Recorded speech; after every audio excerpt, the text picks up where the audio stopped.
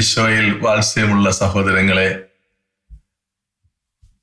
Shekinah news Americas മിനിസ്ട്രിയുടെ ഒരു പ്രധാന ശുശ്രൂഷ ഇന്ന് ആരംഭിക്കുകയാണ്. വിശ്വാസത്തിന്റെ വലിയ പ്രതിസന്ധി നേരിടുന്ന ഈ കാലഘട്ടത്തിൽ ക്രൈസ്തവ വിശ്വാസത്തെപ്പറ്റി തന്നെ ഒരു സവിശേഷ TV പരമ്പര ആരംഭിക്കുവാൻ ഇതിന്റെ സംഘാടകരെ പ്രചോദിപ്പിച്ചത് പരിശുദ്ധാത്മാവ് തന്നെയാണ്. ദൈവാത്മാവിന്റെ നിവേശനത്തിന് കീഴിൽ തുടങ്ങുന്ന ഈ സുവിശേഷ പ്രഘോഷണ പരമ്പര ദൈവം പ്രീതിയോടെ നോക്കിക്കാണട്ടെ. ഇതിൽ പ്രവർത്തിക്കുന്നതെല്ലാം ദൈവം അനുഗ്രഹിക്കട്ടെ.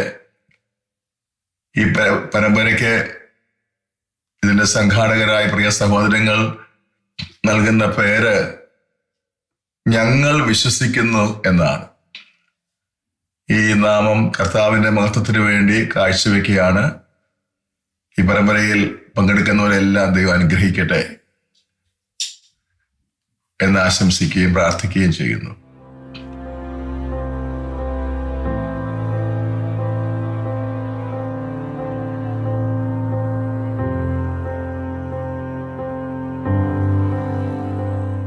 കർത്താവായ യേശുവേ,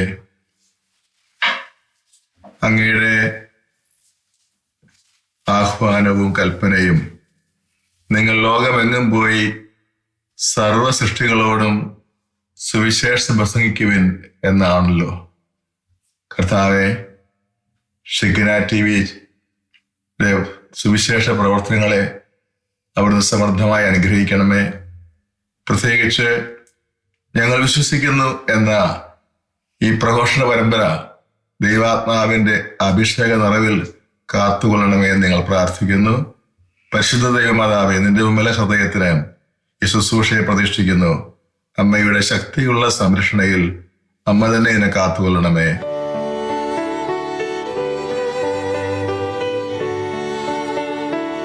യേശുവിൽ പ്രിയ സഹോദരങ്ങളെ, യേശുവിനെ സമീപിച്ചിട്ടുള്ള അനേക വ്യക്തികൾ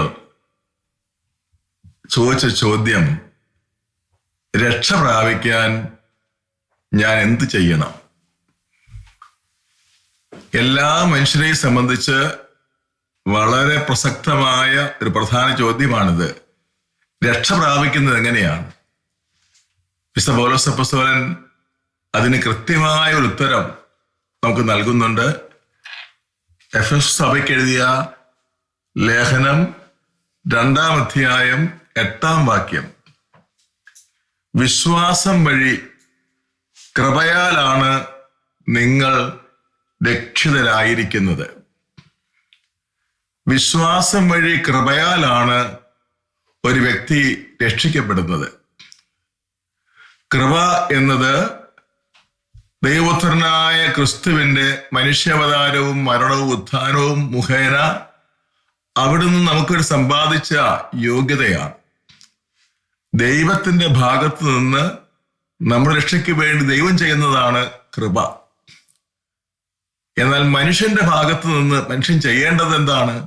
വിശ്വാസം. വിശ്വാസം വഴി കൃപയാലാണ് നിങ്ങൾ രക്ഷിതരായിരിക്കുന്നത്. ഇവിടെ എന്താണ് ദൈവത്തിൽ വിശ്വസിക്കുക എന്ന് പറഞ്ഞാൽ അർത്ഥം? കത്തോലിക്ക സഭയുടെ സാർവത്രിക മതബോധഗ്രന്ഥം 143-ാം ഖണ്ഡികയിലും 150-ാം ഖണ്ഡികയിലുമാണ് പഠിപ്പിക്കുന്നത്.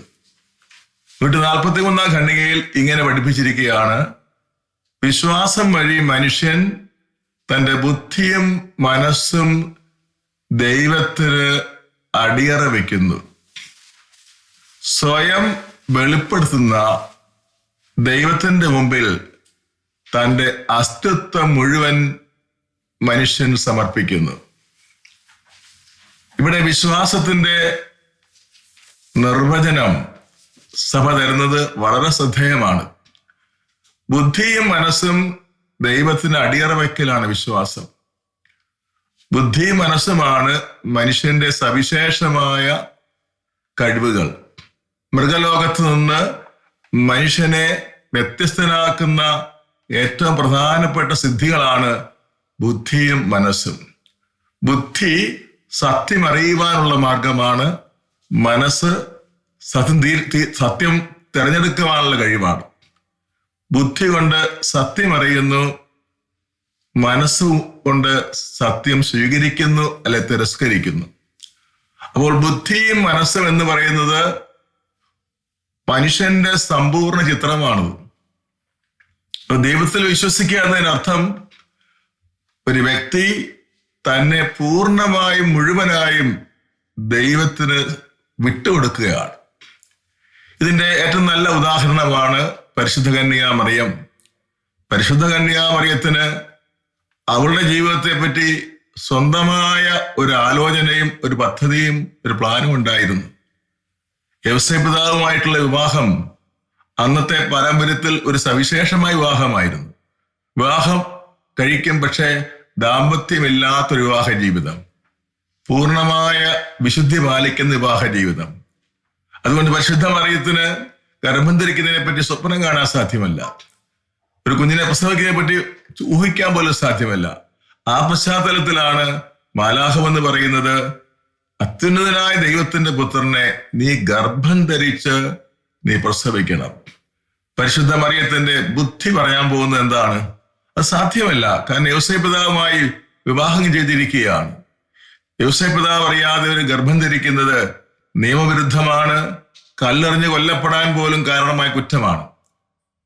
മാതാവിന്റെ സ്വന്തം ബുദ്ധി പറയുന്നത് ചെയ്യരുതെന്നുള്ളതാണ്. എന്നാൽ സ്വന്തം ബുദ്ധി ദൈവത്തിന്റെ അനന്ത ജ്ഞാനത്തിന്റെ മുമ്പിൽ മറിയം അടിയറ വെച്ചുകൊണ്ട് പറയുകയാണ്, ഇതാൻ കർത്താവിന്റെ ദാസി. ബുദ്ധി കൊണ്ട് ദൈവഹിതം പരിശുദ്ധ മറിയം അറിയുന്നു. ആ ദൈവഹിതത്തെ സ്വതന്ത്ര മനസ്സോടെ സ്വീകരിക്കുന്നു. അതുകൊണ്ട് മറിയത്തെ വിശ്വാസത്തിലെ പരമോന്നത മാതൃകയായിട്ടാണ് നമ്മൾ കാണുന്നത്. മറ്റൊരു ഉദാഹരണമാണ് അബ്രാഹത്തിന്റെ ഉദാഹരണം. അബ്രാഹം വിശ്വാസികളുടെ പിതാവ് എന്നറിയപ്പെടും. എന്തുകൊണ്ടാണ്? അബ്രാഹത്തിന് 75-ാമത്തെ വയസ്സിലാണ് ഒരു വാഗ്ദാനം ലഭിക്കുന്നത്, ഒരു കുഞ്ഞുണ്ടാകും. 99 വയസ്സ് വരെ കാത്തിരുന്നപ്പോഴാണ് കുഞ്ഞിനെ ലഭിച്ചത്. ആ കുഞ്ഞ് വളർന്ന് വലുതായി ഒരു കെട്ട് വിറകെടുത്ത് മല കയറാൻ മാത്രം ആരോഗ്യമുള്ള യുവാവായപ്പോൾ ദൈവം ആവശ്യപ്പെടുകയാണ്, ആ കുഞ്ഞിനെ തന്നെ വെട്ടിമുറിച്ച് ബലിയായി അർപ്പിക്കണം. അബ്രാഹത്തിന്റെ ബുദ്ധി എന്ത് പറയും? ചെയ്യരുതത്. കാരണം ദൈവത്തിന്റെ വാഗ്ദാനം ഈ കുഞ്ഞിലൂടെ അല്ലേ നിറവേറേണ്ടിയിരിക്കുന്നത്. പിന്നെ അവനെ കൊന്നുകളഞ്ഞ് എന്ത് ചെയ്യും? അവിടെ അബ്രാഹം തന്റെ ബുദ്ധി ദൈവത്തിന്റെ ബുദ്ധിയുടെ മുമ്പിൽ അടിയറ വെച്ചിട്ട് ദൈവത്തിന്റെ തിരുവിഷ്ടത്തിന് മുമ്പിൽ സ്വന്തം ഇഷ്ടം സമർപ്പിച്ച് കീഴടങ്ങുന്നു. നമ്മൾ വിശ്വാസികളാണെന്ന് പലപ്പോഴും നമ്മൾ അഭിമാനിക്കാറുണ്ടെങ്കിലും സഭയുടെ ഈ നിർവചന പ്രകാരം നമ്മൾ പരിശോധിക്കുകയാണെങ്കിൽ നമ്മൾ വിശ്വാസത്തിൽ വളരെ താഴ്ന്ന ലെവലിലാണെന്ന് മനസ്സിലാക്കാൻ പറ്റും. വിശ്വാസം എന്ന് പറഞ്ഞാൽ ബുദ്ധി കൊണ്ട് ചില വിശ്വാസ സത്യങ്ങൾ അംഗീകരിക്കലായി നമ്മൾ ചുരുക്കിക്കളയാറുണ്ട്. വിശ്വാസ സത്യങ്ങൾ ബുദ്ധി കൊണ്ട് മനസ്സിലാക്കി അംഗീകരിക്കുന്നതോടൊപ്പം ആ സത്യത്തിന് വേണ്ടി പൂർണ്ണമായി വിട്ടുകൊടുക്കണം. അതാണ് രക്തസാക്ഷികൾ. ഏറ്റവും ശരിയായ വിശ്വാസികൾ ആരാണ്? രക്തസാക്ഷികളാണ്. എന്താ അവർ സംഭവിച്ചത്? അവർ വിശ്വസിക്കുന്ന ദൈവത്തിന്റെ മുമ്പിൽ അവരുടെ ജീവൻ പോലും സന്തോഷത്തോടെയാണ് അവർ വിട്ടുകൊടുത്തത്. ആദ്യ നൂറ്റാണ്ടുകളിൽ കർത്താവെന്ന് വിളിക്കേണ്ടിയിരുന്നത് റോമൻ ചക്രവർത്തിയായിരുന്നു. റോമൻ ചക്രവർത്തി കർത്താവെന്ന് വിളിക്കാത്തവരെല്ലാം ഇരുമ്പ് ചുളയിൽ ജീവനോട് ദഹിപ്പിക്കുകയോ സിംഹങ്ങളുടെ വായിലേക്ക് ജീവനോടെ ഇട്ടുകൊടുക്കുകയോ തീപ്പന്തങ്ങളെ കത്തിക്കുകയോ ചുട്ടുപഴുത്ത ഇരുമ്പ് പലകയിൽ വെച്ച് വറക്കുകയോ ചെയ്യുന്ന ഏറ്റവും ക്രൂരമായ പീഡന രീതികളുടെ മുമ്പിൽ ഈ ക്രൈസ്തവർ പറഞ്ഞു, ഞങ്ങൾ യേശുക്രിസ്തുവിൽ വിശ്വസിക്കുന്നു, അതുകൊണ്ട് ഞങ്ങളുടെ ജീവന്റെ വില അതിൽ താഴെയാണ്. അതുകൊണ്ട് ജീവൻ തന്നെയും യേശുക്രിസ്തുവിനുള്ള സ്നേഹത്തെ പ്രതി വിട്ടുകൊടുത്തു. വിശ്വാസികൾ അങ്ങനെയായിരുന്നു. ആദ്യ ക്രൈസ്തവരെല്ലാം രക്തസാക്ഷികളായി മാറി. ആദ്യ വിശ്വാസികളെല്ലാം രക്തസാക്ഷികളായിട്ട് മാറി. അപ്പോസ്തലന്മാർ മാത്രമല്ല, ആദ്യകാല ക്രൈസ്തവർ എല്ലാവരും രക്തസാക്ഷിത്വത്തിലാണ് മരിക്കുന്നത്. അതാണ് വിശ്വാസത്തിന്റെ ഏറ്റവും പരമോന്നതമായ പ്രകാശനം. അപ്പോൾ വിശ്വാസിയാകുക എന്ന് പറഞ്ഞാൽ നമ്മൾ വട്ടപൂജ്യമാവുകയും എന്നതും ദൈവം 100 ആകുകയും ആണ്. ഇതാണ് പൗലോസ് അപ്പോസ്തലൻ പിന്നെ പറയുന്നത്, ഞാൻ ജീവിക്കുന്നു എന്നാൽ ഞാനല്ല, ക്രിസ്തുവാണ് എന്നിൽ ജീവിക്കുന്നത്. എങ്ങനെയാണ് പൗലോസ് വിശ്വാസിയായത്? ക്രിസ്തു എന്ന വ്യക്തിയെ, അവന്റെ നാമത്തെ നാമാവശേഷമാക്കാൻ തന്നെ കൊണ്ടാവുന്നത് എല്ലാം ചെയ്യാൻ വേണ്ടി പേയ പിടിച്ച പട്ടിയെപ്പോൾ ഓടി നടന്ന സാവുകളുടെ മേൽ ദൈവത്തിന്റെ കാരുണ്യം വന്ന് ഭക്ഷിക്കപ്പെട്ടപ്പോൾ അവൻ വിശ്വാസിയായിട്ട് മാറി. അവിടെ വെച്ച് ഡമാസ്കസിലേക്കുള്ള ആ റോഡിൽ വെച്ച് തന്നെ അവൻ അടിയറ വെച്ചു ദൈവത്തിന്. അവനത്തിനെ വിട്ടുകൊടുത്തു. പിന്നെ അവന്റെ ബുദ്ധി, അവന്റെ തീരുമാനങ്ങൾ മാറിപ്പോവുകയാണ്. പിന്നീട് അവൻ പറയുന്നുണ്ടല്ലോ, ഇനി ഞാൻ ജീവിക്കുന്നത് എന്നെ സ്നേഹിക്കുകയും എനിക്ക് വേണ്ടി ബലി ആയി ജീവൻ അർപ്പിക്കുകയും ചെയ്ത യേശുക്രിസ്തുവുള്ള വിശ്വാസം മൂലം അത്രേ. യേശുക്രിസ്തുവുള്ള വിശ്വാസത്തെ പൗലോസ് നിർവചിക്കുന്നത്, ആ യേശുക്രിസ്തുവിന് വേണ്ടി ജീവിക്കും ഞാൻ. യേശുക്രിസ്തുവിന് ജീവിക്കുന്നതാണ് വിശ്വാസം എന്ന് പറയുന്നത്. അതുകൊണ്ട് കത്തോലിക്ക സഭയുടെ മതബോധനം 150 ഖണ്ഡികയിൽ പറയും, വിശ്വാസം എന്നത് ദൈവത്തോടുള്ള ഗാഢമായ ബന്ധമാണ്. പ്രിയ സഹോദരങ്ങളെ, ജ്ഞാനസ്നാനം വഴി നമുക്ക് ലഭിച്ചതാണ് വിശ്വാസം. ഏറ്റവും വലിയ പുണ്യം വിശ്വാസമാണ്. 3 ദൈവിക സുഹൃതങ്ങളിൽ ക്രമം എങ്ങനെയാ? വിശ്വാസം, ശരണം, സ്നേഹം. ഏറ്റവും ഉയർന്ന സുഹൃതമാണ് വിശ്വാസം. എന്താണ് വിശ്വാസം? നമ്മൾ കണ്ടു കഴിഞ്ഞു. നമ്മളെ തന്നെ പൂർണ്ണമായി യേശുക്രിസ്തുവിന് കൊടുക്കുകയാണ്. അതാണ് ക്രൈസ്തവ വിശ്വാസം. കൊരിന്ത്യർക്കെഴുതിയ എഴുതുന്ന 2-ാമത്തെ ലേഖനത്തിന്റെ 11-ാം അധ്യായത്തിൽ പൗലോസ് അപ്പോസ്തലൻ ഒരു പരമ രഹസ്യം നമ്മുടെ മുമ്പിൽ അവതരിപ്പിക്കുന്നുണ്ട്. കോരിന്തോസ് എന്ന് പറയുന്ന മഹാനഗരത്തിൽ താമസിക്കുന്ന ഒരു ചെറിയ ഗ്രൂപ്പുണ്ട്, ക്രൈസ്തവർ. മറ്റു പല ആളുകളും അവിടെ ഉണ്ടെങ്കിലും ഈ ക്രൈസ്തവ ഗണത്തിന് പൗലോസ് അപ്പോസ്തലൻ എഴുതുന്ന എഴുത്തിൽ അദ്ദേഹം ഇങ്ങനെയാണ് പറയുന്നത്, എനിക്ക് നിങ്ങളോട് ദൈവികമായ അസൂയ തോന്നുന്നു. പൗലോസ് ഒരു യഹൂദനായിരുന്ന പശ്ചാത്തലത്തിൽ പറയുകയാണ്, ക്രൈസ്തവരോട് യഹൂദനായിരുന്ന പൗലോസിന് ഒരു അസൂയ, ദൈവികമായ അസൂയ. എന്താ കാരണം?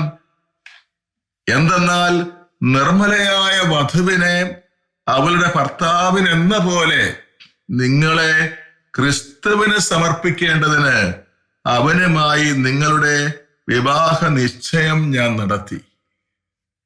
ബൈബിൾ വിവാഹ നിശ്ചയം എന്ന് പറയുന്നത് വിവാഹം തന്നെയാണ്. അതുകൊണ്ടാണ് യോസേപ്പ് പിതാവ് മാതാവുമായി വിവാഹ നിശ്ചയം കഴിഞ്ഞിരിക്കെ മറിയം പരിശുദ്ധാത്മാവാൽ ഗർഭിണിയായി എന്നറിഞ്ഞ യോസേപ്പ് അവളെ ഡിവോഴ്സ് ചെയ്യുവാൻ ആലോചിച്ചത്. വിവാഹം കഴിഞ്ഞില്ലെങ്കിൽ ഡിവോഴ്സ് ചെയ്യുന്ന പ്രസക്തിയില്ല. വിവാഹ നിശ്ചയം അർത്ഥം വിവാഹം തന്നെ. ഇവിടെ പൗലോസ് പുസ്തകം പറയാണ്, ഒരുവൻ ക്രിസ്ത്യാനിയാകുമ്പോൾ, മാമോദിസ മുങ്ങുമ്പോൾ അവൻ ദിവമണവാളനായ യേശുക്രിസ്തുവിന്റെ വധുവായി, മണവാട്ടിയായി പരിണമിച്ചു കഴിഞ്ഞു. അപ്പൊ വിശ്വാസം എന്ന് പറയുന്നത് മാമോദിസ വലിയ ബന്ധമുണ്ട്. മാമോദീസ ഒരു കല്യാണം തന്നെയാണ്. യേശുവാകുന്ന ദിവ്യ മണവാളൻ നമ്മുടെ ആത്മാവാകുന്ന മണവാട്ടിയെ വരിക്കുകയാണ്. അന്നൊരു ബന്ധം തുടങ്ങുകയാണ്.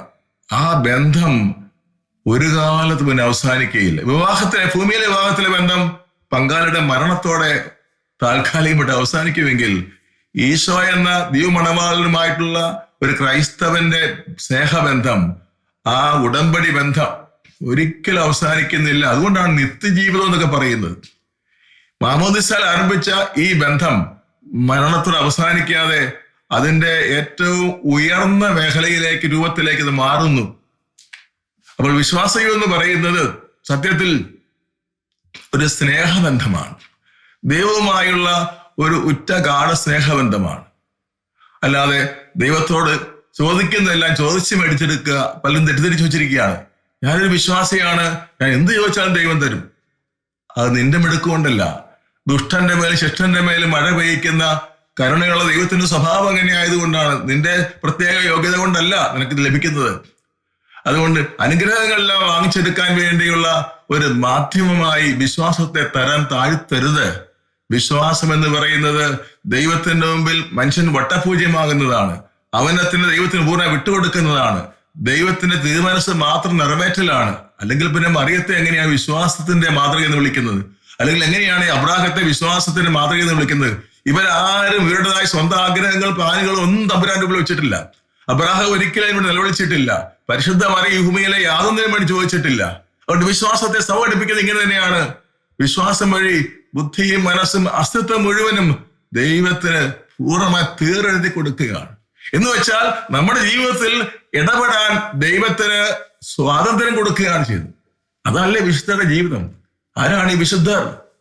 അവരുടേതായ ഈഗോ മുഴുവൻ കളഞ്ഞു. അവർക്ക് പ്രത്യേക അഭിപ്രായങ്ങളില്ല, അപേക്ഷിക്കാൻ നിയോഗങ്ങളില്ല, ചോദിക്കാനൊന്നുമില്ല. ദൈവത്തിന്റെ മുമ്പിൽ അവർ തങ്ങളെ തന്നെ ഇല്ലായ്മ ചെയ്തു. അവരാണ് വിശുദ്ധർ. അപ്പൊ ക്രൈസ്തവ വിശ്വാസത്തിന്റെ ഏറ്റവും നല്ല മാതൃകയാണ് പരിശുദ്ധ മറിയം, അതുപോലെ രക്തസാക്ഷികൾ, അതുപോലെ വിശുദ്ധർ. അതുകൊണ്ട് വിശ്വാസത്തെ പറ്റി നമ്മൾ നിരന്തരം ധ്യാനിക്കേണ്ടതാണ്. നമ്മുടെ കർത്താവായ ഈശോയുടെ ഏറ്റവും വലിയ ഉത്കണ്ഠ ലൂക്കായുടെ സുവിശേഷം 18-ാം അധ്യായത്തിന്റെ 8-ാം വാക്യത്തിൽ ഈശോ വെളിപ്പെടുത്തുന്നത് ഇങ്ങനെയാണ്: മനുഷ്യപുത്രൻ വരുമ്പോൾ ഭൂമിയിൽ വിശ്വാസം കണ്ടെത്തുമോ?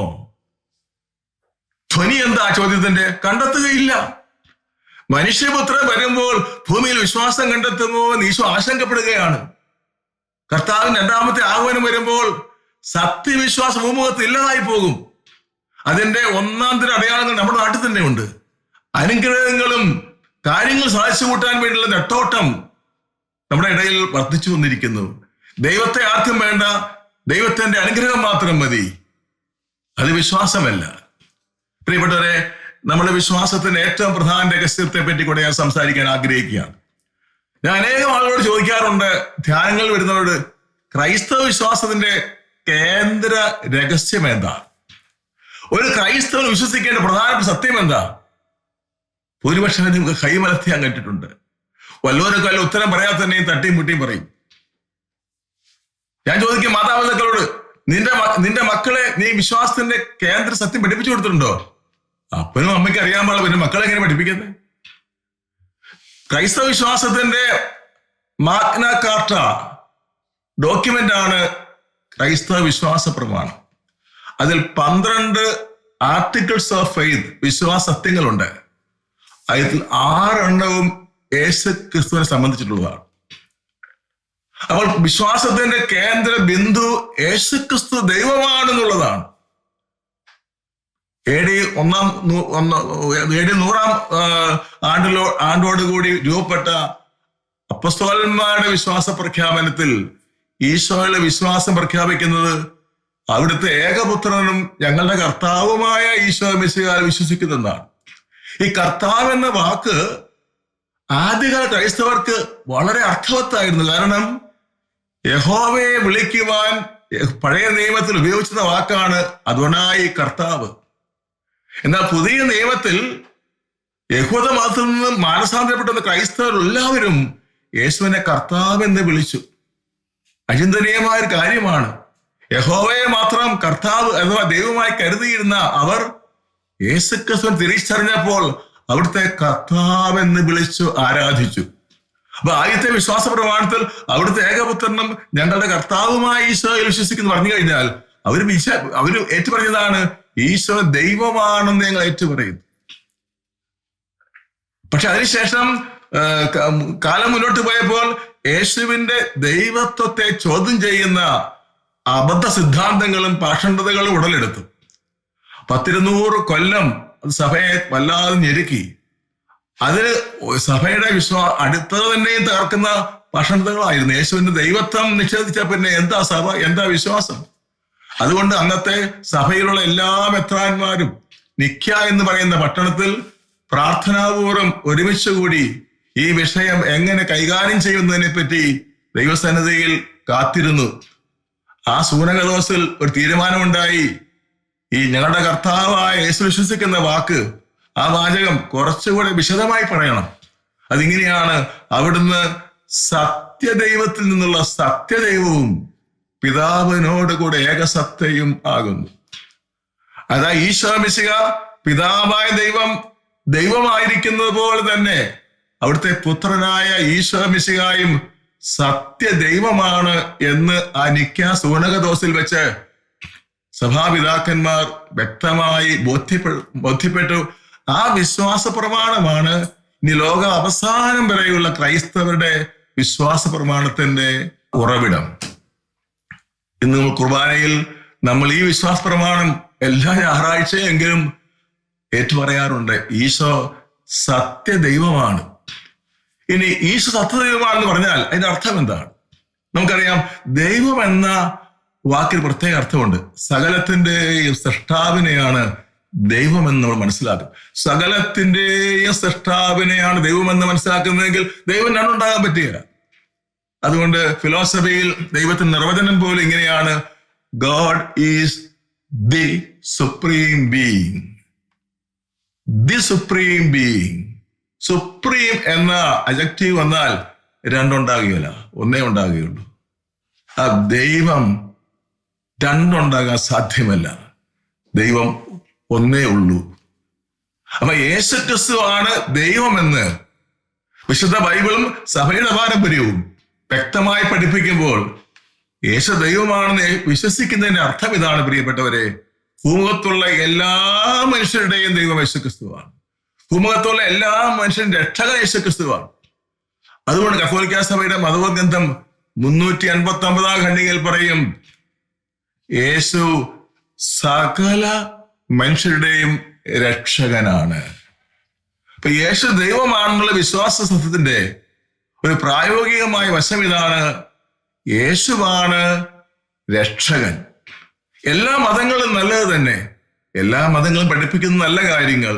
പക്ഷേ രക്ഷ പ്രദാനം ചെയ്യാൻ മതത്തിനോ സിദ്ധാന്തങ്ങൾക്കോ സാധ്യമല്ല. രക്ഷിക്കുന്നത് ദൈവം മാത്രം. യേശുക്രിസ്തു എല്ലാ മനുഷ്യരെയും രക്ഷിക്കുന്നു. അതുകൊണ്ട് ഈശോ ദൈവമാണെന്ന് ഉള്ള സത്യവിശ്വാസം ശരിക്കും ഉൾക്കൊണ്ട വ്യക്തി എന്ത് മനസ്സിലാക്കുന്നു? ക്രൈസ്തവന്റെ മാത്രം ദൈവമല്ല ഈശോ, സകല മനുഷ്യരുടെയും ദൈവം ഈശോയാണ്. സകല മനുഷ്യൻ രക്ഷകൻ ഈശോയാണ്. ഇത്രയും ഉറച്ചു വിശ്വസിക്കാത്ത ക്രൈസ്തവൻ വിശ്വാസത്തിൽ തകർന്നിരിക്കുകയാണ്. അപ്പോസ്തലന്മാരുടെ പ്രാർത്ഥന എന്തായിരുന്നു? കർത്താവേ, ഞങ്ങളുടെ വിശ്വാസം വർദ്ധിപ്പിക്കണമേ. യേശുവിനെ കണ്ട മാത്രയിൽ തൊഴിൽ ഉപകരണങ്ങൾ ഉപേക്ഷിച്ച് അപ്പനെ പോലെ ഉപേക്ഷിച്ച് യേശുവിന്റെ പിന്നാലെ ഇറങ്ങിത്തിരിച്ച ശിഷ്യന്മാർക്ക് എന്തുകൊണ്ട് അങ്ങനെ പ്രാർത്ഥിച്ചു? അവർക്ക് മനസ്സിലായി, കർത്താവിന്റെ കൂടെ നടന്നപ്പോൾ, കർത്താവിന്റെ പ്രബോധനം കേട്ടവർക്ക് മനസ്സിലായി, അവരുടെ വിശ്വാസം തീരെ താഴ്ന്ന ലെവലിലാണ് തിരിച്ചറിയാൻ പറ്റി.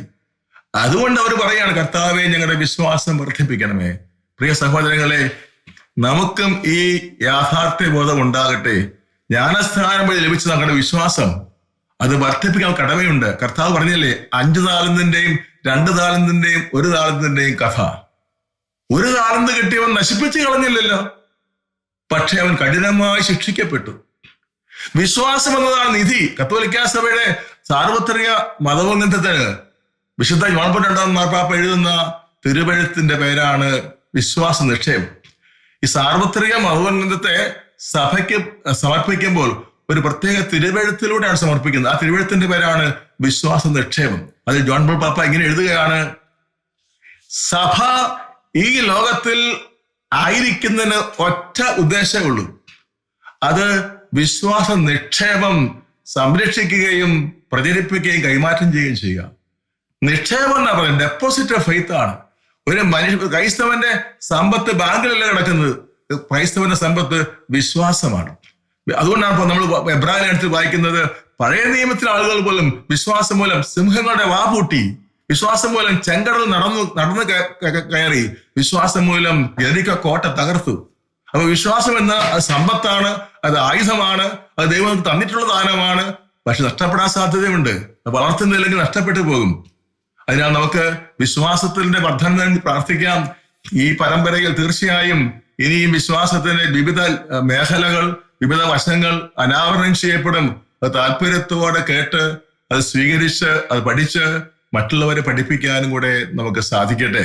വിശ്വാസത്തിന്റെ ഫലം എന്താണ്? മർക്കോസ് 16:16 വിശ്വസിക്കുന്നവർ രക്ഷിക്കപ്പെടും, വിശ്വസിക്കാത്തവർ ശിക്ഷിക്കപ്പെടും. ഈശോ ദൈവമാണെന്ന് വിശ്വസിച്ചുകൊണ്ട് ആ യേശുവിന് ജീവിതം മുഴുവനും അടിയറ വെച്ചുകൊണ്ടുള്ള ജീവിതമാണ് വിശ്വാസ ജീവിതം. ആ വ്യക്തിക്ക് ഈ ഭൂമിയിലെ ജീവിതം തന്നെ ഒരു സ്വർഗീയ ജീവിതമാണ്.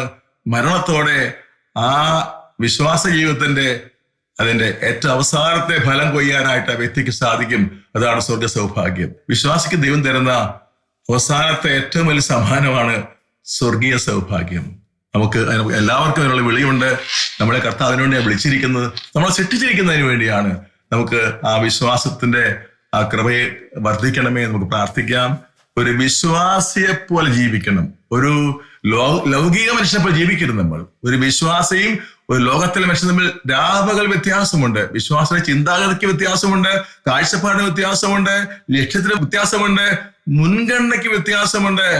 അവൻ യേശുക്രിസ്തുവിനെ കർത്താവായി, പത്രോസിന്റെ 1-ാം ലേഖനം 3:15 പറയുന്ന പോലെ യേശുവിനെ കർത്താവായി ഹൃദയത്തിൽ പൂജിച്ച്, എഫെസോസ് 3 പറയുന്ന പോലെ വിശ്വാസം വഴി യേശുവിനെ ഹൃദയത്തിൽ ജീവിപ്പിച്ചുകൊണ്ടുള്ള ഒരു ജീവിതമാണ് ക്രൈസ്തവ വിശ്വാസത്തിന്റെ ജീവിതം. ഈശോയും ക്രൈസ്തവനും ഒന്നായി ചേരുകയാണ്. ഞാൻ മുന്തിരിച്ചെടിയും നിങ്ങൾ ശാഖകളുമാണെന്ന് പറഞ്ഞ അതേ സംഭവമാണ്. ഈശോയും ഒരു വിശ്വാസിയും തമ്മിൽ രണ്ടല്ല ഒന്നാണ്.